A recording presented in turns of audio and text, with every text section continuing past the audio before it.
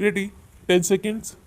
TC 113, Volume 6, KAILASH CHANDRA.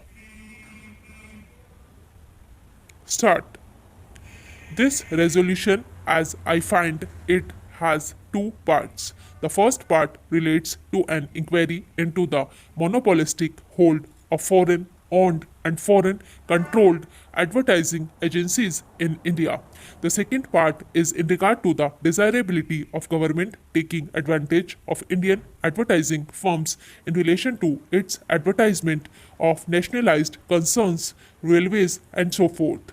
Insofar as the first part is concerned, I do not think that is necessary, and I do not think that we have any need to inquire into the working of foreign owned and foreign controlled advertising agency firms. So long as it is the policy of government to permit foreigners to operate in this country, I do not think that if there is a private sector, they should be subject to frequent inquiries. In so as this part of the resolution is concerned, I am afraid I cannot accord it my support. But insofar as the second part of the resolution is concerned, there is absolutely no conflict between my head and heart in giving my full support to that part of the resolution. It is difficult for me to adduce arguments in support of this very desirable proposition, as I do not know what arguments could be advanced against it. I should have liked very much Dr. Keskar to speak first if he were opposed to it, because I think that any reasonable person should support it. But the likely objections may be these, and I am trying to analyze them. First, it might be stated that it might mean discrimination. But I do not think that argument holds water, because there is no question of discrimination involved.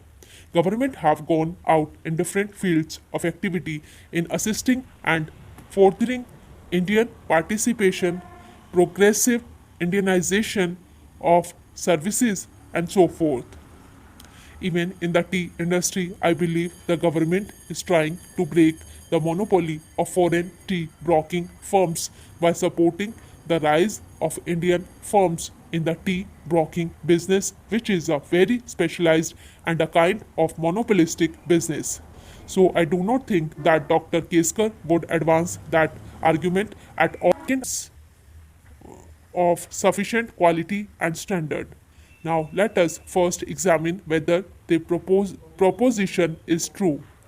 I submit that that proposition is not quite true, although in reply to a question by the mover of the resolution, the Honorable Minister for Information and Broadcasting did say that they sometimes find themselves in difficulty when they had entrusted advertising business to Indian firms. Now, I do not know if you are aware that one of the most important advertisements that appear in papers is that of the tea board, and that advertisement is, I think, by an Indian agency.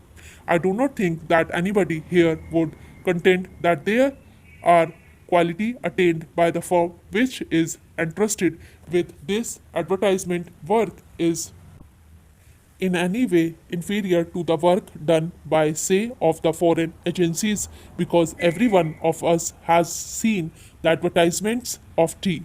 And as for myself, I can say that I am perfectly satisfied with the quality of work done by that firm. Now, if that is so, then it cannot be contended that there are no Indian firms of adequate standard and quality. The question then may be asked that there are not sufficient numbers of such Indian firms. And if there are not sufficient numbers, then all the advertisement could not probably be entrusted to them to be properly handled. On that I am afraid, sufficient information. Probably the Honorable Minister knows better as to how many Indian firms there are who can compare favorably or who are probably better than foreign advertising firms. But to the extent that there can be no arguments that so far as government advertising work is concerned, it should be entrusted to such firms. I understand that these Indian advertising agency firms had met government and they were given certain assurances. And I find that the Ministry of Production had subsequent to the meeting issue directives to all corporations under its control to make use of Indian advertising agencies. I should have thought that that directive would have been based on an appreciation of the work that could be performed by the Indian advertising agency firms. But the surprising part of it is that even thereafter, many public undertakings like NEPA, Meals, and the new nationalized insurance corporations have entrusted their work to foreign agencies. This certainly is surprising. I had said just now that a question might be asked as to whether there were sufficient firms of the requisite standard available to handle all the work. If there are not, I believe that there is a duty cast upon government to create conditions so that an adequate number of firms of the requisite standards may come up. Everybody is aware that advertising of a specialized job, then there should be provision for the training of personnel. I find in the memorandum which the Indian advertising agency firms submitted to the government that they had also made certain proposals in this regard. Because it is desirable that Indian personnel should be trained to equip themselves for this highly specialized work.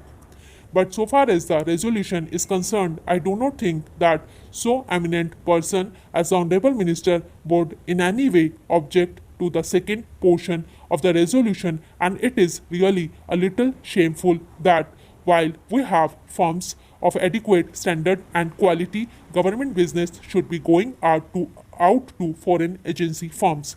This is not the sectionalism. It is certainly the duty of the government to assist their own nationals, particularly when they are of the requisite quality.